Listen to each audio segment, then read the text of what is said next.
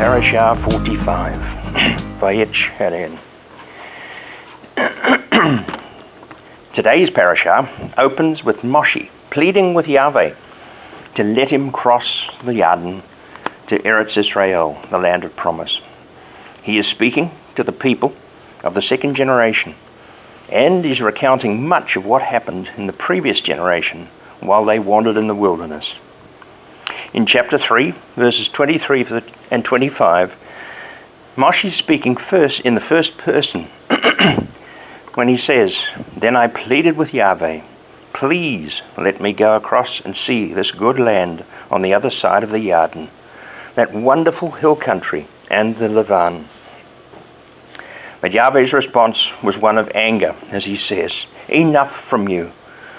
Don't say another word to me on this matter, but climb to the top of Pisgah and look out to the west, the north, the south, and the east. Look with your eyes, but you will not go across the Yarden." The view from the top of Pisgah range was all that Moshe saw of the land that he had looked forward to entering into. But we know from earlier readings that when Moshe and Aaron struck the rock that gave water, the much needed water to Israel, their action resulted in both of them being condemned to die in the wilderness. Harsh as that edict may seem, Moshe appears in the Transfiguration, as we read along with Eliyahu in Luke chapter 9. And he also appears to be playing a vital role in the Olam Haba, or the age to come, which we are not told about, of course, until Revelation chapter 11, where Moshe appears to stand with Eliyahu as one of the two witnesses standing against those, or the beast that comes up out of the abyss, and those that are delighted in seeing that the beast has returned. So returning back to the parashah, Moshe is told that having looked at the view from Pisgah, he is now to go on and commission Yehoshua to lead that second generation into Eretz Israel. Now that's where we take up the story in chapter 4, where he's giving a deeper look into the first part of the treaty which he is making with the people of Israel. As we considered last Shabbat, the book of Devarim is broken up into 7 portions, which are similar to the format of many ancient Near Eastern treaties of that period. To having arrived on the plains of Moab after 38 years of wandering in the wilderness, the second generation of Israel were being prepared to cross the river and enter into Eretz Israel. Like their forefathers before them, they still were holding Yahweh in contempt. So throughout the whole book of Devarim, Yahweh remains silent towards his people. And instead, he allows Moshe to speak in the first person on his behalf. Moshe is using his own words to tell the people what Yahweh required of them in the future, which is different from the narrative in the books of Exodus, Leviticus, and Numbers, where the laws and rulings were all preempted by the words Yahweh said to Moshe. Then after those words come the laws and the rulings as they are set forth. Moshe wrote down all the instructions that he'd been given and presented them to the people of the first generation while they were still camped at Mount Horeb. Then further clarifications were given at various stages throughout the period of their wandering in the wilderness. Chapter 4 of Devarim, we're seeing Moshe instructing that second generation because their leaders at that stage were either teenagers or young children when they left Egypt. Apart from Yehoshua and Caleb, all those who were 20 years and older had died in the wilderness. Now the leaders of this second generation, having been teenagers or children when they came out from Egypt, were the same ones who in a previous parashah, Pinhas, were the ones who led the wave of whoring with the women of Moab and Midian. So Moshe is now instructing the people of that second generation of how they need to walk with Yahweh in the future. Having laid before them the treaty preamble in last week's Parashah, Moshe is now moving on to give them the historical review, as is part of one of the first parts of the treaty document. There is one problem we must consider before we move on. That is that the book of Devarim does not follow a chronological sequence. Instead, is a mix of assorted narratives.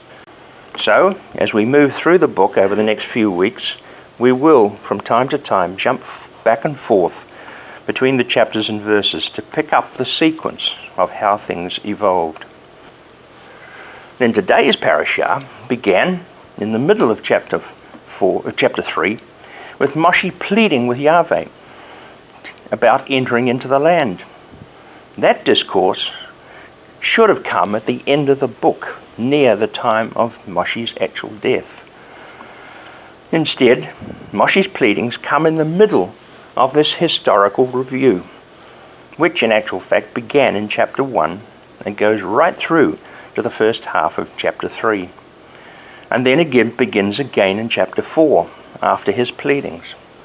But moving back into chapter 4, Moshe reviews some of the key features their fathers encountered at Mount Horeb, starting with his opening comment in verse 1, "Now, Israel, listen to the laws and rulings I am teaching you, in order to follow them, so that you will live.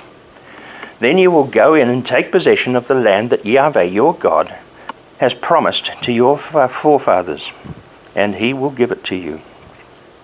Then in verses 3 and 4 he says, "You saw with your own eyes what Yahweh did at the Baal Peor incident, when Yahweh destroyed from among you the men who were following Baal Peor. But you, who stuck with Yahweh as your God, are still alive today, every one of you."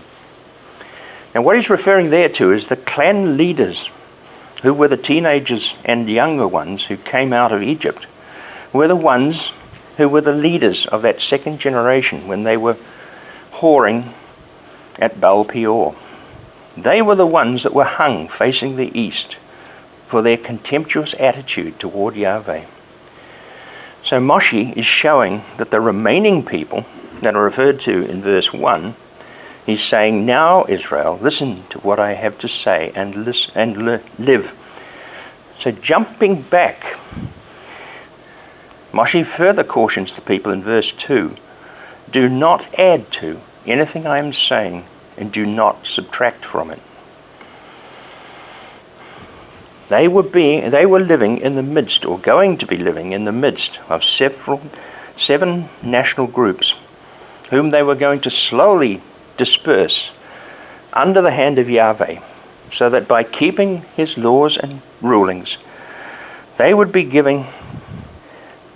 see a living example of how Yahweh protected them, and all the nations around them who were being displaced would see that Yahweh was in the midst of Israel. As verse 6 says, all the nations will say that Israel is a great nation, and surely a wise and understanding people. So the people were being given their responsibility to show respect for Yahweh and live by all his precepts. As verse 8 says, "What great nation is there that has laws and rulings as in the entire Torah which I am setting before you today?" Yeshua also challenged his generation with the similar words in Yochanan, or John, chapter 5, verses 46-47. "If you really believed Moshe, you would believe me, because it was about me that he wrote. But if you don't believe what he wrote, how are you going to believe what I say?" The greater majority of Yeshua's generation ignored what he was saying, while claiming to believe the words of Moshe. Their problem was that they were drawn between the written Torah of Moshe and their own oral tradition that had developed over many centuries. So by the time Yeshua was speaking, they were already overburdened by the halakha, or the ways of the sages, as expressed through the oral traditions. Yeshua warned his Talmudim about the practices of the Parashim and the Torah teachers. In Matthew 23, verses 2 through 7, he explains why they should not follow the practices of the Parashim. As he says, the Torah teachers and the Parashim, he said, sit in the seat of Moshe. So whatever they tell you to do, take care to do it. But don't do what they do, because they talk but don't act. They tie heavy loads upon people's shoulders, but won't lift a finger to carry them. Everything they do is done to be seen by others, for making their tefillin broad and their tzitzit long, they love the place of honor at banquets and the best seats in the synagogue. So they love being greeted deferentially in the marketplace and being called rabbi.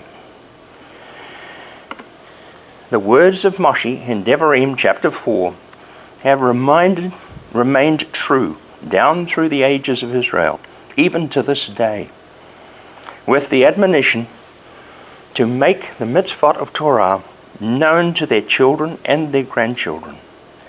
The same message was passed on to every generation right down to this day.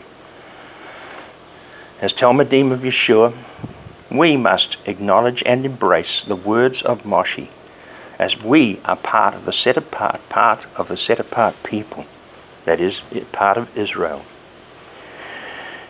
Moshe spoke to that second generation as if they had personally stood there at the foot of Mount Horeb. He repeats the 10 words and explained how they came through the mountain blazing with fire in the midst of darkness and thick cloud, how Yahweh gave Israel the 10 words as proof of their marriage covenant, and how Moshe later received the 10 words on 2 tablets of stone. Now, in chapter 4 of Devarim, we're seeing how Moshe is reiterating and developing what Yahweh had given to that first generation. He's also reminding them that Yahweh, who brought them out of slavery, and no generation was ever to make a carved image of anything at that time or in the future, because they had to worship only Yahweh. Moshe realized just how errant that second generation was. It was only a matter of a month before he would actually die and they would cross the Yarden River. So he kept trying to convince them that they must learn from the mistakes their fathers had made, and how important it was for them to recognize the depth of the blessing that they were receiving. As it says in 4:32, indeed, since the day God created human beings on earth, there has never been anything as wonderful as this. How has anyone ever heard anything like it? Did any other people ever hear the voice of Yahweh, or the voice of God, speaking out of the fire as they heard and they still lived? And Moshe continues by reminding them just how much of a privilege they have from among all humanity. You are to keep the laws and mitzvot which I am giving you today, so that it will go well for you and your children, and after you, and it will prolong your days in the land that Yahweh, your God, is giving you forever.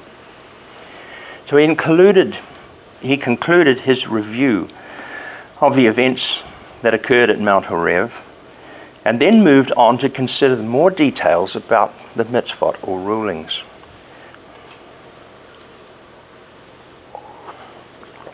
He moves from the historical review to the next stage of the treaty, which is the specific stipulations. As part of that treaty narrative, Devarim moves on And Moshe observes the first of those two specific stipulations. That is the 10 words, and it is followed by the Shema. It must be remembered that even through the 10 words, though the 10 words had been given to Moshe on 2 stone tablets, the second generation never saw those tablets. Moshe broke the first tablets at the time of the golden calf incident, and when he received the second set, they were placed inside the ark, so they never saw them. And it will not appear again until the reign of Yeshua. Because the second generation did not see those tablets, Moshe had to tell them the whole story, the whole message that Yahweh had given from the top of Mount Horeb.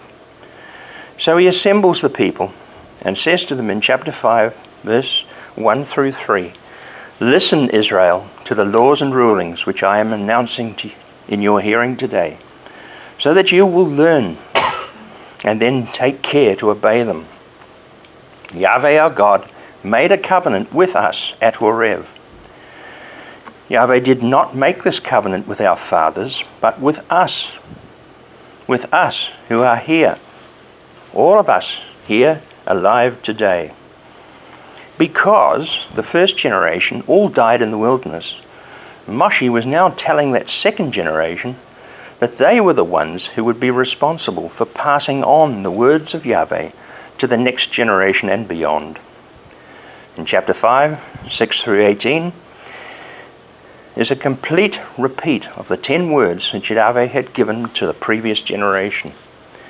But because the tablets were locked away in the ark, after Moshe had spoken those words, he wrote them on a scroll, which he placed alongside the ark. He did that so that all the future generations would have the word read for them on a regular basis. Moshe reminded them of the importance of those 10 words. Not only those 10, but the rest of the rules and regulations of Torah. As it says in chapter 4, 1 and 2, Israel is to listen to all those rules and regulations.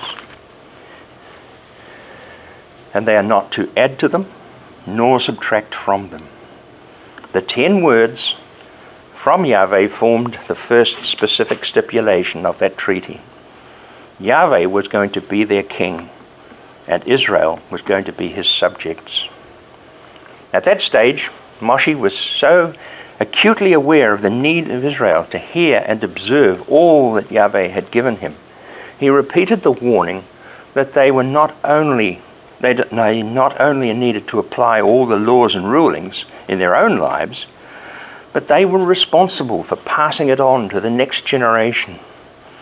As he said in 6, 1 to 3, "Now this is the mitzvot, laws and rulings, which Yahweh your God is giving you for you to obey in the land you are crossing to possess.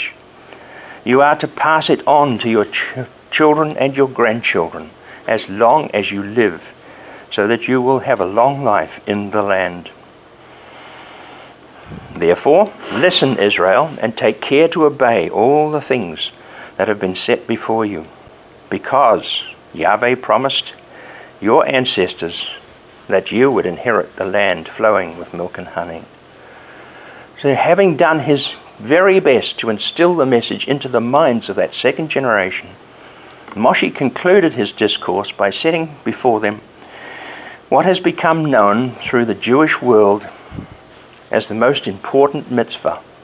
That is the second specific stipulation.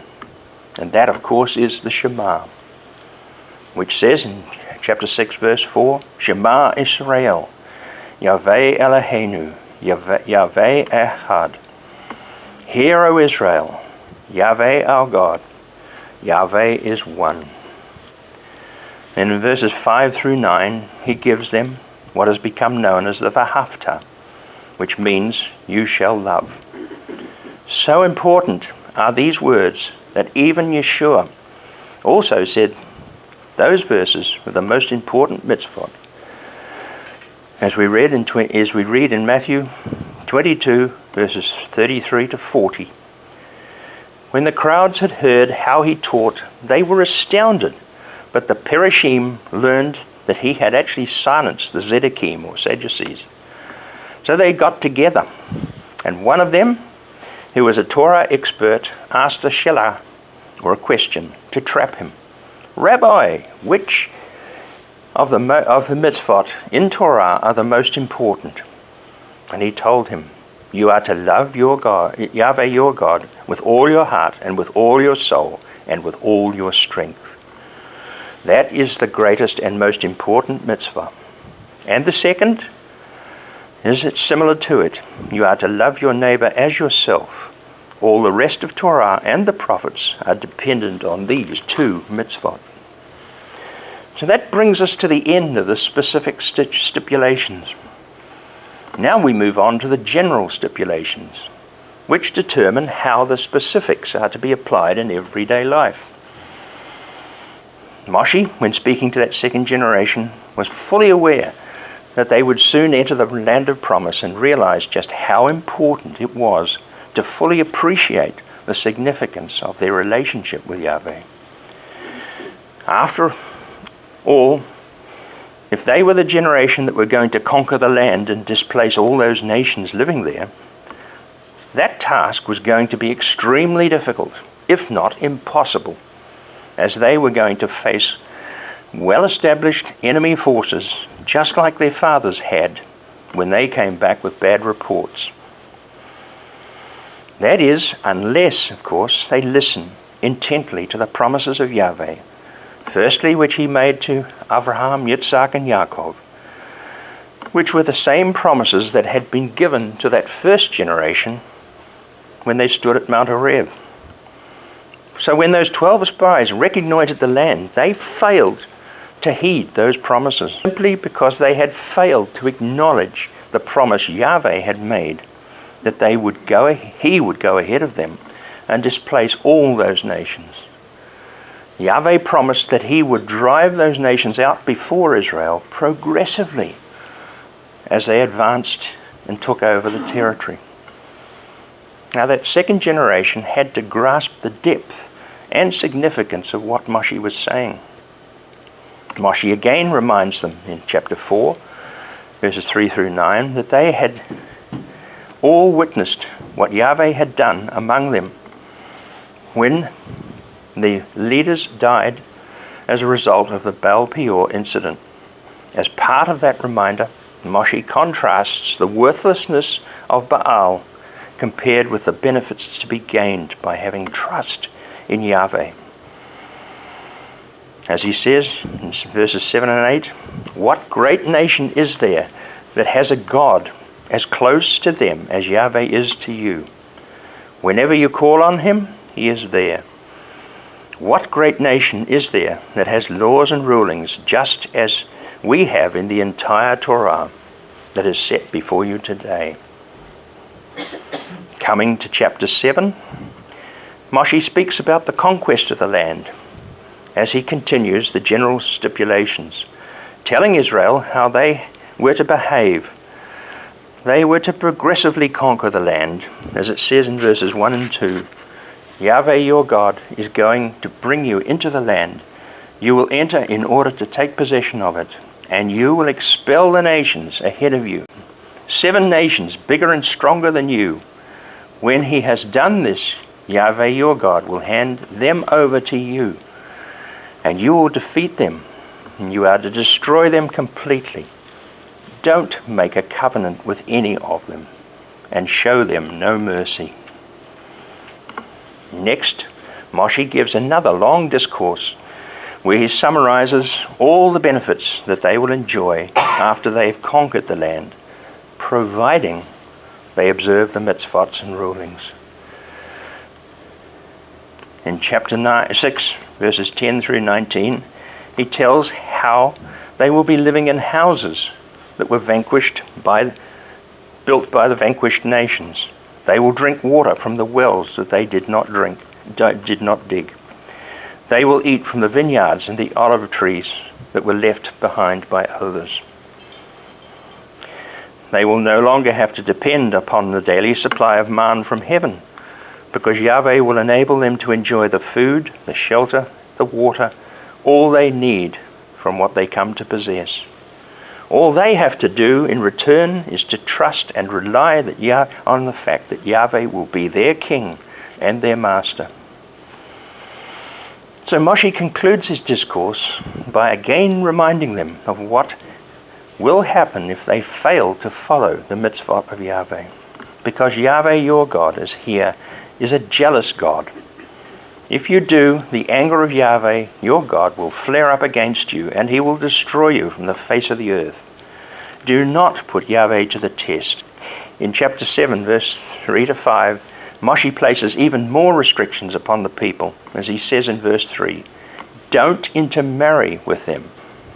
As we saw from the workings of the book of Yehoshua, which we considered last year, in reality, Israel did not drive out those people groups ahead of them. Doubtless Moshe was fully aware of what was going to occur when Israel entered the land. The admonition of verses 3 through 5 was truly justification, because they did intermarry and they did worship Baal and Asherot, leaving in place the altars, the standing stones, and the sacred poles that they were told to destroy. In spite of all that Moshe had said, they still failed to comply. So in chapter 7, verses 6 through 10, Moshe softens the tone somewhat. For you are a people set apart as holy for Yahweh your God. Yahweh your God has chosen you out of all the peoples on the face of the earth to be his own unique treasure.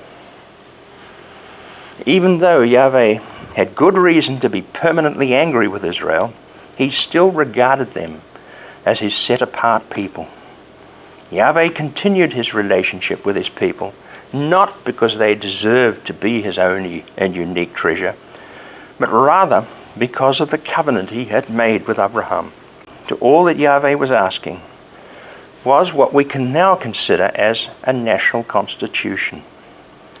But even today, modern state of Israel still has no written constitution. In a Knesset paper entitled Constitution of Israel, which looks at the very question of the need for a constitution, says in its introduction, Israel has no written constitution. Various attempts to draft the format of the document since 1948 have fallen short of the mark. And instead, Israel has evolved as a system of basic laws and rights, which enjoy a semi-constitutional status. This provisional solution is increasingly inadequate. Now that document continues by examining the current struggle in Eretz Israel, which is now reaching its boiling point with the inherent tensions. And as a quote again, the need to be Jewish or democratic are both theoretical and practical. At the theoretical level, the challenge is to reconcile the two different traditions. One is rooted in religion, the other in secular nature. One is nationalistic tradition, focused on the preservation of a particular people. The other focuses on equal worth for all human beings. One is exclusive and communal, the other is inclusive and universal. End of quote. This world currently sees the first steps towards Israel returning to its original constitution as given by Yahweh to Moshe at Mount Horeb. Whatever the outcome, adoption of a true constitution will only reach its complete acceptance once the one and only true King of the Jews, Yeshua himself, rebuilds the temple on the third day. Returning again to today's Parashah, the responsibility Moshe placed on that second generation on the plains of Moab also involved obligations. Where it says in 6 verse 20, someday your child will ask, what is the meaning of all these instructions, laws, and rulings which Yahweh your God has laid down for you? Right now, in modern Israel, both adults and children are starting to ask those same questions, albeit couched in different terminology. Are we Jewish or democratic? That very question lies at the future of the state of Israel. It is very much a question for this time. Moshe continues by reminding his people why Yahweh brought their fathers out of Egypt in verse 23 and 25 in order to bring us into the land he had sworn to our ancestors that he would give us, if we are careful to obey all his mitzvot before Yahweh your God. All those things would come about for Israel if they followed the mitzvot of Torah, just as they were given. However, as we know, Israel did not follow the mitzvot of Yahweh and were finally thrown out of the land into the surrounding nations, as we read in Ezekiel chapter 36, verse 19. I scattered them among the nations and dispersed them throughout the countries. I judged them in keeping with their manner of life and actions. That was the consequence that many generations of Israel have endured for not adhering to all that Moshe had given to that second generation in Moab. Moshe rounded off his discourse in chapter 7, verses 7 and 8 by saying, Yahweh did not set his heart on you or choose you because you numbered more than any other people. On the contrary, you were the fewest of people. Rather, it is because Yahweh loved you and because he wanted to keep the oath which he had sworn to your ancestors. Yahweh brought you out with a strong hand and redeemed you from a life of slavery under the hand of Pharaoh, the king of Egypt. In the same way, Yahweh offers the reassuring words in today's Haftorah. The reading was from Isaiah chapter 40, which is read in every synagogue on this Shabbat, because they are comforting words following the day of sorrow of Tisha B'Av, the 9th day of the 5th month, which of course laments the destruction of both the first and the second temples, along with other tragic events that happened to the people of Israel throughout history. Now, while Yerushalayim has been returned to the people of Yehuda, the words of verses 3 through 5 are yet to happen. However, we can rest assured that when Yeshua returns, those words will be fulfilled.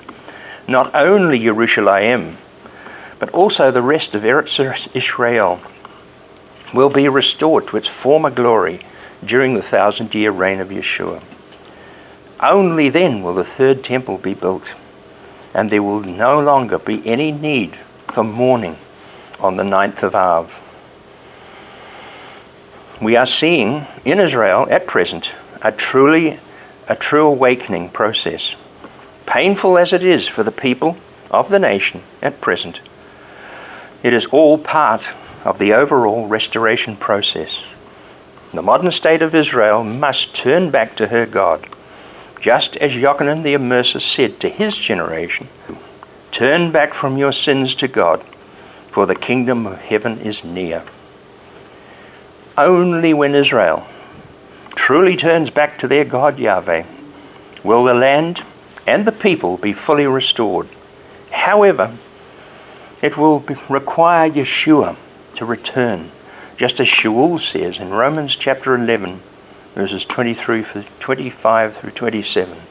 Brothers, I want you to understand this truth, which God formerly concealed but now has revealed, so that you won't imagine that you know more than you actually do.